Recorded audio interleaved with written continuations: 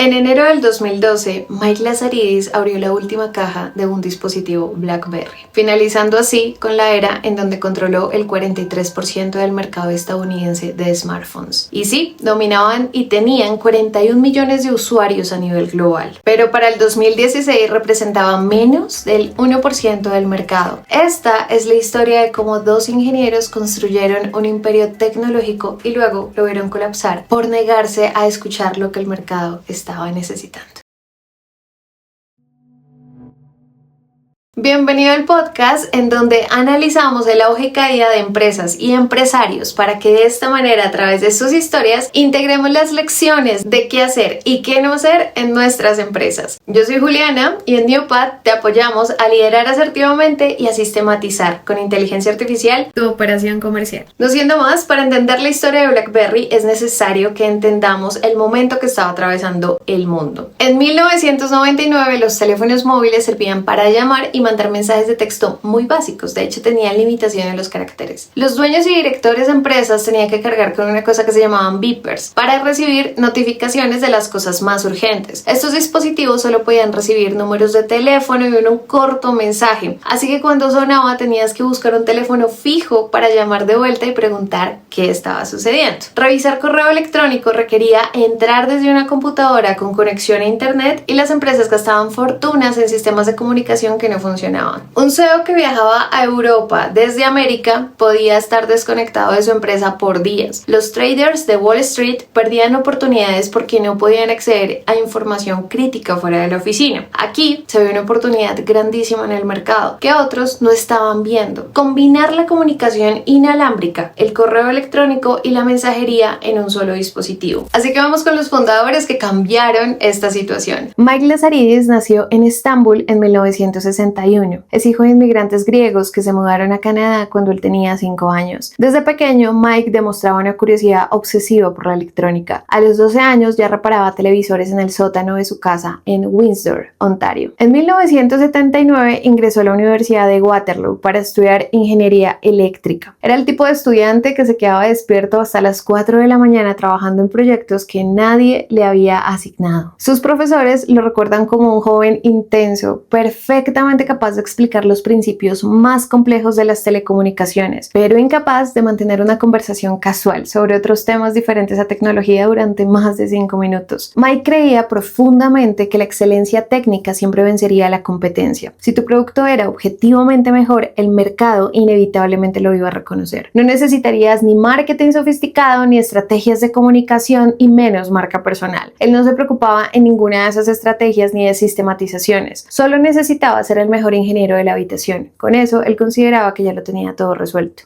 Vamos con la segunda persona implicada, que fue Doug Fregin. Nació en 1960 y había sido amigo de Mike desde la infancia en Windsor, Ontario. Doug también estudió ingeniería, pero en la Universidad de Windsor. Tenía una personalidad mucho más reservada que Mike, pero compartían la misma obsesión por resolver problemas técnicos que otros consideraban imposibles. Era mucho más reservado y mucho más técnico, mientras que Mike era el visionario que, a pesar de ser introvertido y solo hablar de temas tecnológicos, siempre veía posibilidades. Doug, en cambio, era el ingeniero un poco más meticuloso que podía convertir esas visiones en productos que realmente funcionaran. Tenía la paciencia para perfeccionar los detalles técnicos más complejos, pasando semanas refinando circuitos hasta que operaran exactamente como él quería. Era el tipo de persona que podía detectar un problema tecnológico solamente escuchando el sonido hacia el dispositivo que él quería arreglar. Le gustaba mucho trabajar en silencio, evitar las reuniones y no dar nunca presentaciones públicas. La tercera persona implicada es Jim Basile. Él nació en 1961 en Ontario. Estudió en Trinity College y posteriormente estudió en Harvard, en donde se graduó en 1989. Y antes de unirse al equipo ya tenía experiencia con diferentes empresas bancarias y tecnológicas. Jim era el extrovertido de este equipo. Veía oportunidades en todo lado en el mercado. Era el más extrovertido, era el más ambicioso comercialmente y tenía una comprensión intuitiva de cómo vender productos técnicos complejos a mercados corporativos. Él se llevaba muy bien en todas las reuniones con muchas personas, podía hacer contactos, podía hacer propuestas de valor, hablar en público, todo lo que complementaba al equipo inicialmente. Ya que Mike se perdía en explicaciones técnicas de 20 minutos que se pueden observar en diferentes entrevistas, Jim podía explicar el mismo concepto en 2 frases que cualquier CEO o cualquier inversionista podía entender inmediatamente. Era un poco más agresivo en las negociaciones y tenía la confianza para enfrentarse a gigantes corporativos que sus compañeros hubieran evitado. Bueno, ¿y cómo comenzó todo? En 1984, General Motors publicó una solicitud de propuestas para desarrollar un sistema de señalización industrial para sus oficinas. Mike, que estaba solamente 2 meses de graduarse, decidió competir contra empresas que ya estaban establecidas y que se postularon. Su propuesta era técnicamente superior y General Motors le otorgó un contrato de $600,000. Con este dinero, Mike y Duke fundaron inicialmente Research in Motion. Durante los siguientes años se enfocaron en desarrollar tecnología de comunicaciones inalámbricas para empresas, ya que ellos habían visto sus problemas y habían sufrido lo de los beepers. Sus productos eran técnicamente brillantes, pero comercialmente estaban muy limitados, no los estaban comercializando como ellos estaban queriendo o esperando. La empresa sobrevivía con contratos de ingeniería. Mike y Duke eran los ingenieros técnicos, eran bastante genios en ese sentido, pero no entendían cómo convertir esa brillantez en un negocio rentable. En 1992 llegó Jim Basile al equipo y se unió como socio después de invertir $125,000 en la empresa, ya que vio el potencial comercial que Mike y Duke no estaban viendo. Mientras ellos se enfocaban en perfeccionar la tecnología que ya tenían y que estaban desarrollando, Jim se centró y se enfocó en encontrar mercados donde esta tecnología pudiera generar dinero real. Es decir, se enfocó en buscar el buyer persona de la empresa y encontrar la comunicación perfecta para esa persona. Mike desarrolló un dispositivo que podía recibir correos electrónicos de manera inalámbrica. El dispositivo se llamaba BlackBerry y estaba inspirado en las pequeñas teclas negras que parecían semillas de mora. En sus inicios era pesado y tenía una pantalla diminuta, pero funcionaba de manera confiable y contaba con alta seguridad, que era lo que en ese momento más estaba demandando. Y Jim también vio el potencial de convertir este producto técnico en un símbolo de estatus. Tener un BlackBerry significaba que tú eras lo suficientemente importante como para necesitar estar conectado las 24 horas. La estrategia era muy simple, pero también muy brillante. Él lo que quería es que en lugar de competir con un mercado masivo de consumidores, se enfocaran en nichos específicos de alto valor, como lo fueron bancos de inversión, bufetes de abogados, agencias gubernamentales, ejecutivos corporativos, entre otras grandes industrias que Jim ya tenía detectados. Estos clientes tenían 3 características. Necesitaban seguridad para que nadie entrara en sus correos, ni en sus estrategias, ni en nada de lo que estaban haciendo, obviamente también en temas financieros. También tenía otra característica importante, que era que podía pagar precios altos, y una vez que se adoptaba la tecnología, rara vez se cambiaba porque ya se habían familiarizado con ella. Jim entendía que estos clientes no compraban por precio, sino por la confianza que le inspiraba en todo lo que iban a hacer. Un trader que perdiera una operación de millones de dólares por un problema técnico costaría mucho más que cualquier dispositivo. Para estos profesionales, BlackBerry en su momento no era un gasto, era un seguro que les facilitaba vender más, que les facilitaba estar pendiente de su negocio, entre otras cosas que los dispositivos móviles siguen entregándonos. Para el 2005, BlackBerry había logrado algo que otras industrias en ese sector no habían logrado: una adicción al usuario. Crearon el término crackberry porque los usuarios desarrollaban una dependencia física real del dispositivo. Médicos comenzaron a reportar casos de ejecutivos que experimentaban ansiedad cuando su BlackBerry se descargaba. En esa época comenzó todo lo que hoy conocemos con los celulares. Mike, Duke y Jim habían creado un ecosistema cerrado donde ellos controlaban cada aspecto: el dispositivo, el sistema operativo, los servidores, la seguridad, incluso los protocolos de comunicación de los algoritmos que estaban usando. Era integración vertical total en ese momento en ese dispositivo. Para el 2010, BlackBerry dominaba completamente su nicho. Controlaba el 43% del mercado estadounidense de los teléfonos inteligentes y tenían 41 millones de usuarios globales que pagaban tarifas mensuales premium por la usabilidad por su plataforma. Su valor de mercado superaba los $70,000 millones. Pero ellos no eran los únicos que estaban desarrollando cambios en la industria. Steve Jobs, en el 2017, subió un escenario en San Francisco y presentó el iPhone. Para muchas personas esto fue muy interesante pero no amenazante. Era caro, la batería duraba poco y no tenía un teclado físico, algo que los fundadores de BlackBerry estaban muy pero muy orgullosos de que tuviera. Era claramente un dispositivo para consumidores, no para profesionales serios, de acuerdo a lo que ellos pensaban. Mike vio la presentación y tuvo una reacción que le mostraría su mayor punto ciego como líder: el exceso de confianza. En lugar de preocuparse, él se sintió validado. Lo que compartió fue: finalmente alguien más entiende que los teléfonos inteligentes son el futuro. Nosotros estamos a la vanguardia. En su mente, Apple acababa de confirmar que BlackBerry había estado en el camino correcto todo el tiempo, y lo estaba. Solamente que se quedaron un poco atrás en innovación. Jim fue aún más directo en su error de cálculo. Minimizó el iPhone públicamente, declarando que lo que Apple mostraba ya existía de otras formas y que no cambiaría el mercado de forma radical. En entrevistas posteriores, Jim dijo: una vez que decides convertirte en usuario de BlackBerry, te quedas ahí de por vida.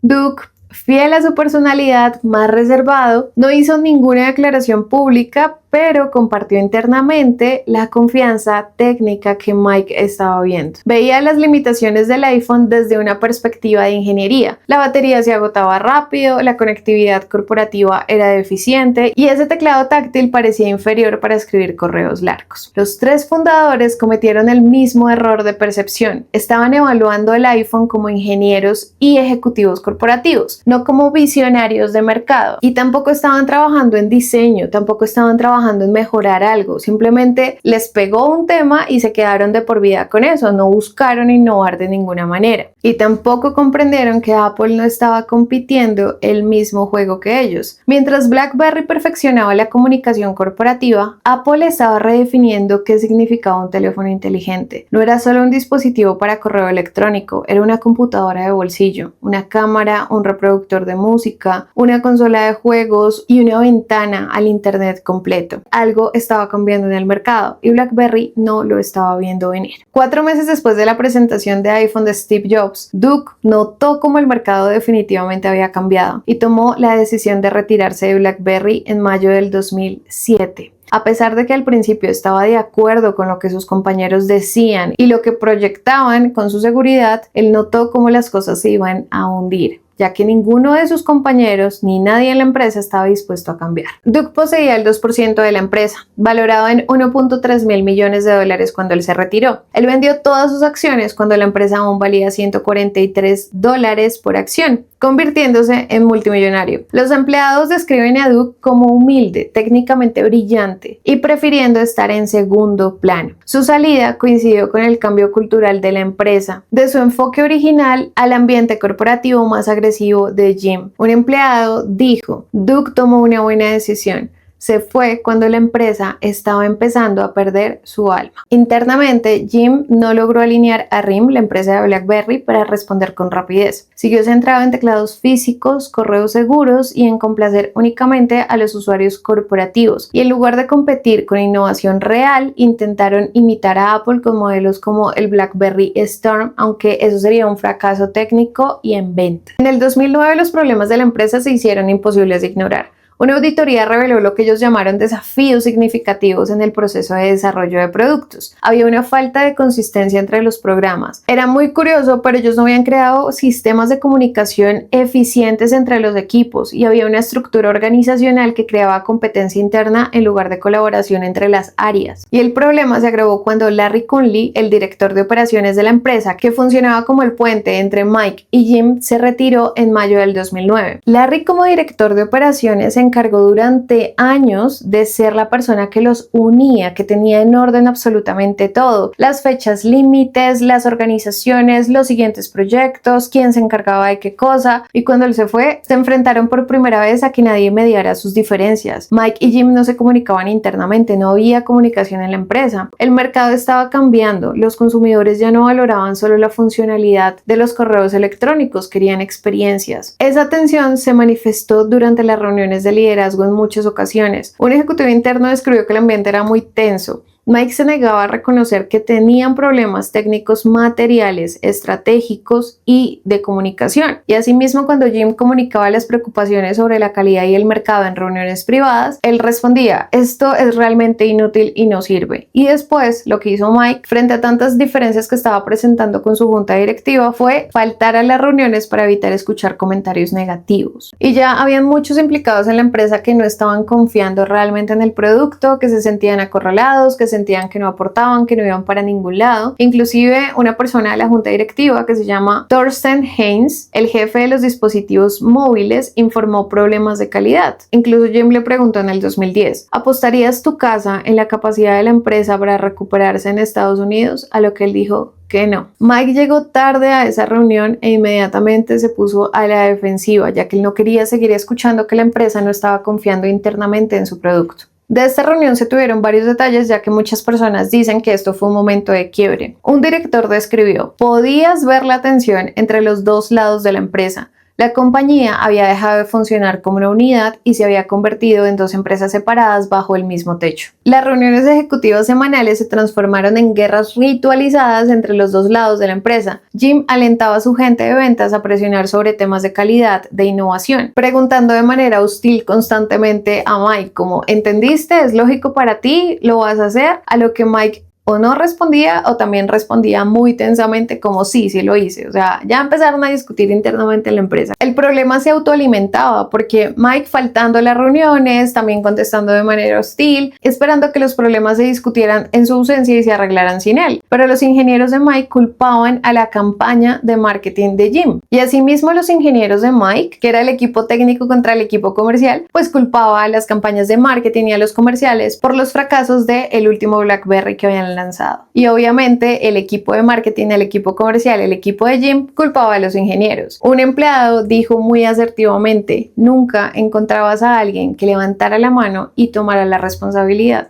Eso hundió la empresa. Dicen que como es adentro es afuera, y los conflictos claramente se evidenciaron con consecuencias en el mundo externo. Para el 2010, los teléfonos BlackBerry eran universalmente defectuosos y casi todos los teléfonos tenían fallas y solicitudes de garantía. Se encontró también que muchos dispositivos tenían suciedad atrapada de las pequeñas teclas. Los botones se caían a los días de la compra. Es decir, ya los usuarios lo que hicieron fue tener una perspectiva de que este dispositivo estaba muriendo. Para enero del 2012, Mike y Jim reconocieron que la situación era insalvable y renunciaron. Heinz los reemplazó como CEO único, pero el daño era irreversible. La participación de mercado de BlackBerry había colapsado de 43% al 7.3% en el mercado estadounidense. Su valor de mercado se había desplomado de 70 millones a menos de 10 millones de dólares en muy poco tiempo. Como puedes haber notado, esto no fue porque alguien no tuviera talento técnico, sino que de verdad no tenían sistemas organizacionales fuertes y permitían que el ego y la soberbia destruyeran cualquier comunicación efectiva entre los empleados. Obviamente esta empresa hizo cosas muy bien, pero nos vamos a enfocar en las lecciones que podemos integrar en nuestras empresas. Tú puedes tener el mejor producto del mundo,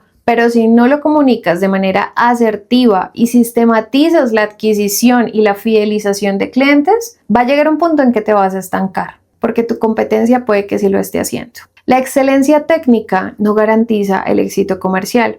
Mike Lazaridis era genuinamente brillante. Sus innovaciones en comunicaciones inalámbricas fueron objetivamente superiores durante años. Cambió el mercado, pero se aferró a la creencia de que él tenía la superioridad técnica y que por eso automáticamente se traduciría en dominio del mercado para siempre, y no pensó en innovar ni estar viendo constantemente lo que hacía la competencia ni lo que necesitaba el mercado a través del feedback. Esto llevó a que su éxito pasado se volviera una trampa mental para él, así que hay que evitar que también lo sea para nosotros. BlackBerry había enfrentado y superado desafíos competitivos antes. Esta historia de éxito creó una confianza excesiva que les impidió reconocer cuando se enfrentaban a un tipo de amenaza diferente, como la nueva tecnología, como la innovación. siempre hay que dejar una brecha para que esa innovación también se pueda involucrar a la empresa y también la nueva tecnología, siempre y cuando apalanque tus operaciones. Claramente, también algo grave es que no hay que depender de una sola persona para los sistemas críticos de comunicación. Un director de operaciones sí te organiza y te orquesta todo, pero tiene que haber un paso a paso, una entrada y una salida totalmente clara, que sin esa persona todo pueda seguir operando. Esto aplica para el servicio interno de la empresa. El equipo tiene que estar todo enfocado hacia un mismo lugar. Revenue Operations habla claramente de esto, alinear todas las áreas para que todos vayan hacia un mismo sitio. No es que marketing sea un equipo, los ingenieros sean otros, el equipo comercial sea otro, el equipo de servicios sea otro, para nada. Todos vamos para el mismo lugar. Si la empresa crece, todos crecemos. Eso es lo que se debe comunicar, eso es lo que se debe alinear. Mike y Jim pudieron haber sido grandiosos en sus áreas, pero se les olvidaron las operaciones. No tenían procesos estandarizados, ni sistemas externos de comunicación, ni protocolos establecidos. Todo giraba a partir de Con Lee. Por eso, cuando él se retiró en el 2009, la estructura de comunicación básicamente